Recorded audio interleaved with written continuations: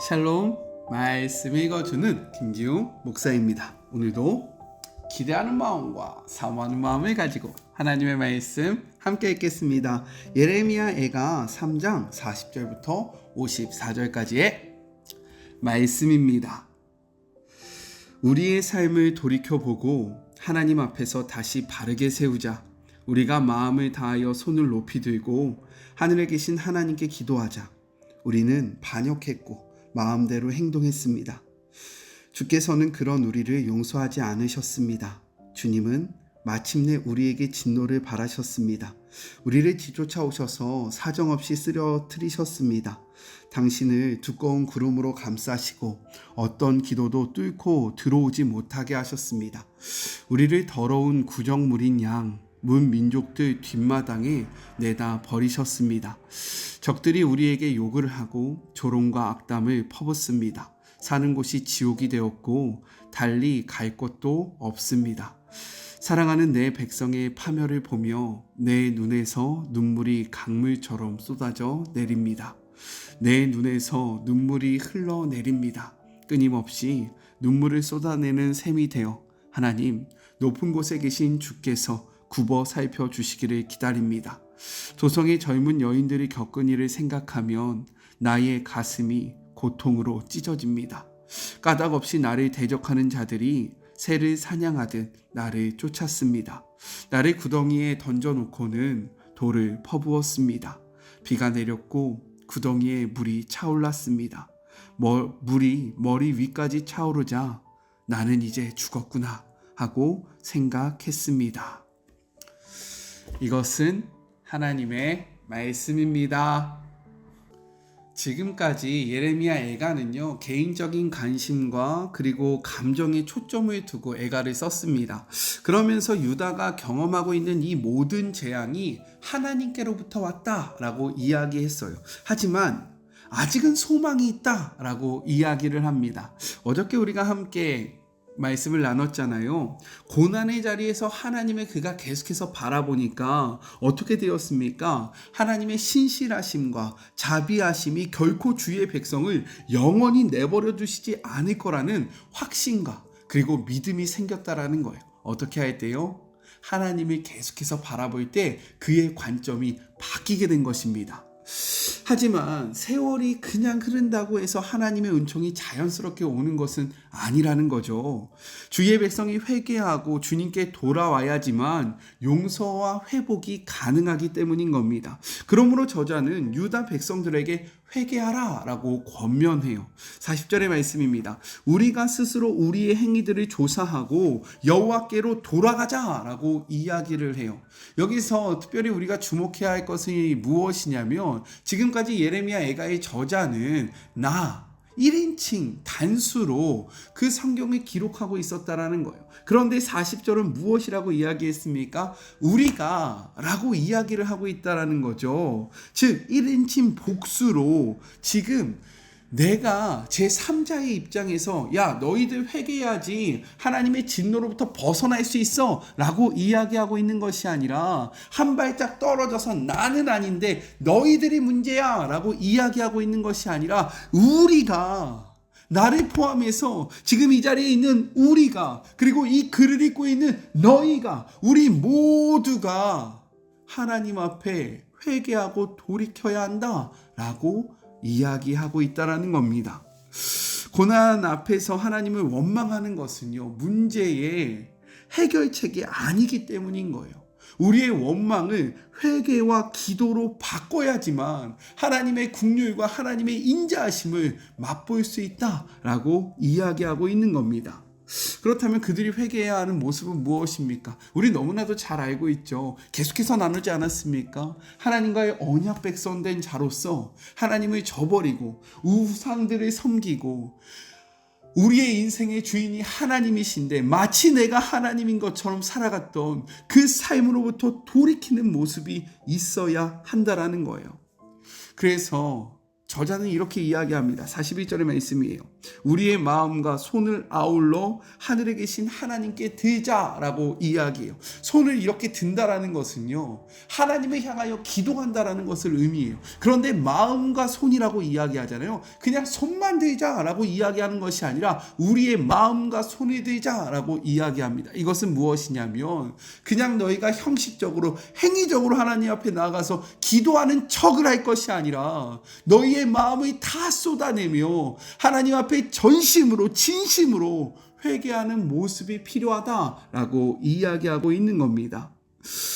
이어서 저자는요, 유다가 처한 현실을 가감없이 다 말해요. 42절을 보면 하나님은 이스라엘의 반역을 용서하지 않으셨다라고 이야기하고, 43절 범죄한 주의 백성을 추적해서 죽이신다. 하나님은 이렇게 악의 근원을 찾아가신다. 악을 절대로 용납하지 않으신다 라고 이야기합니다. 44절 심지어 백성의 기도를 듣지 않으시려고 구름으로 자신을 가리셨다라고 이야기해요. 우리가 기도하면 하나님 앞에 상달되어야 하는데 하나님께서 구름으로 그 기도가 하나님 앞에 올라오지 못하게 막으셨다라고 이야기하는 겁니다. 45절 하나님께 버림받은 백성은 결국 열방 중에 쓰레기와 오물신세가 되어버린다. 46절부터 47절 한때는 성망의 그러한 대상이었던 나라가 여호와께서 보호하시던 그 은혜의 나라가 버림을 받으니 하나님께서 떠나시니 열방도 그들을 학대하고 세상에서 없애려고 달려든다라고 이야기를 합니다. 이러한 암울한 상황 속에서 그의 삶이 어떻겠습니까? 눈물만 나오는 거예요. 48절입니다. 내 딸 백성의 파멸로 말미암아 내 눈에는 눈물이 시내처럼 흐른다 라고 이야기하고요. 49절 내 눈물에 흐르는 눈물이 그치지 아니하고 쉬지 아니한다 라고 이야기하고 있습니다. 여기서 49절의 눈물은요, 하나님을 향한 회개의 기도를 나타내고 있는 거예요. 우리의 상황이 이렇게 되어서 그 슬픔 속에서 이 눈물로 우리의 모습을 돌이키며 하나님 앞에 기도합니다. 하나님 들어주십시오. 그런데 중요한 것은 무엇이냐면 그는 언제까지 기도하겠다라고 이야기하고 있냐면 50절 이렇게 말하고 있다라는 거죠. 여호와께서 하늘에서 살피시고 돌아보실 때까지 나는 포기하지 않고 기도하겠습니다 라고 얘기하고 있는 겁니다. 오늘의 본문을 통해서 두 가지를 생각하기를 소망해요. 먼저는요, 우리 삶의 회개의 기도가 필요하다라는 거예요. 하나님을 향한 원망과 분노는 삶의 문제를 해결하지 못해요. 오히려 우리로 하여금 그 문제 가운데 빠져나오지 못하게 할 뿐이고 하나님과의 관계를 끊게 만들 뿐입니다. 그렇다면 우리가 어떻게 해야 합니까? 바로 고난 상황 가운데 우리에게 필요한 것은 우리의 잘못을 고백하며 하나님의 긍휼을 구하는 모습이라는 거예요.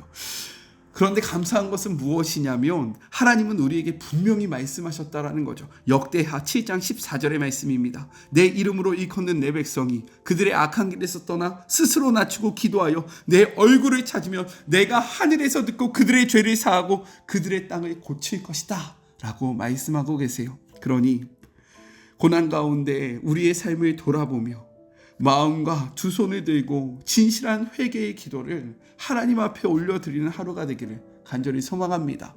첫 번째 적용이에요. 하나님 앞에 올려드려야 할 회개의 기도는 무엇입니까? 삶의 고난 속에서, 삶의 문제 속에서 하나님을 향한 원망을 그치고 내가 하나님 앞에 범죄한 것은 무엇인가? 회개해야 될 기도의 제목을 찾아보시기를 소망해요. 마음과 두 손을 들고 하나님께 전심으로 회개 기도를 함으로써 삶의 문제가 해결받는 하루가 되기를 간절히 소망합니다. 둘째, 기도는 우리가 이루어질 때까지 해야 한다라는 거예요. 그래서 우리의 기도는요, 이루어질 때까지 하는 것입니다. 저자는 하나님이 들으실 때까지 눈물의 회개 기도를 멈추지 않겠다라고 이야기해요. 이렇듯 기도는요, 언제까지 하는 것이다? 이루어질 때까지 하는 것이다 라고 성경은 이야기하고 있는 겁니다. 이것은 예수님도 동일하게 말씀하셨어요. 예수님은요, 누가복음 18장에 불의한 재판관의 비유를 통해서 우리에게 분명히 말씀하십니다. 누가복음 18장 7절의 말씀이에요. 하물며 하나님께서 그 밤낮 부르짖는 택하신 자들의 원한을 풀어주지 아니하시겠느냐? 그들에게 오래 참으시겠느냐? 라고 말씀하고 있습니다. 그러니 기도의 응답이 더디 이루어진다고 포기하는 것이 아니라 기도의 응답을 받을 때까지 포기하지 말고 기도하는 우리 모두가 되기를 간절히 소망합니다. 기도는요, 응답 받을 때까지 하는 것입니다. 두 번째 적용이에요. 기도 중에 기도 응답이 이루어지지 않아 낙심함으로 포기한 경험이 있으십니까? 오늘의 말씀을 기억하며 기도가 이루어질 때까지 기도하겠다라는 결단을 새롭게 하는 하루가 되기를 소망해요. 우리 같이 기도할까요? 하나님, 예레미야 애가의 저자는 이 고난 가운데 하나님을 원망하고 하나님을 향하여 불평하는 것에서 벗어나 하나님을 향하여 회개함으로 나아갑니다. 왜요? 우리가 회개할 때에 하나님께서는 우리의 죄악을 용서하시고 우리를 회복하여 주시겠다라고 약속하셨기 때문인 겁니다. 우리도 이러하기를 소망합니다. 삶의 고난 중에 하나님을 향한 원망과 불평을 멈추게 하여 주시옵시고, 주님,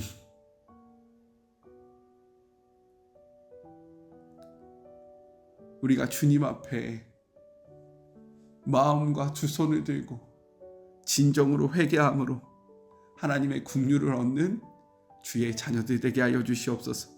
기도는 이루어질 때까지 하는 것입니다. 하나님, 우리가 응답되지 않는 기도의 상황 속에서 낙심하고 낙담하는 것이 아니라 하나님을 놓치지 않고 하나님을 붙잡고 하나님과 함께하며 하나님과 동행함으로 기도의 응답이 이루어지는 역사를 누리는 주의 모든 자녀들 되게 하여 주시옵소서.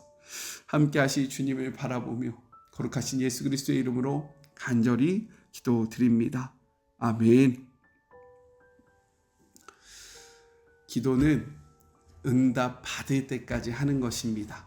포기하지 않고 기도함으로 응답을 받는 우리 모두가 되었으면 좋겠어요.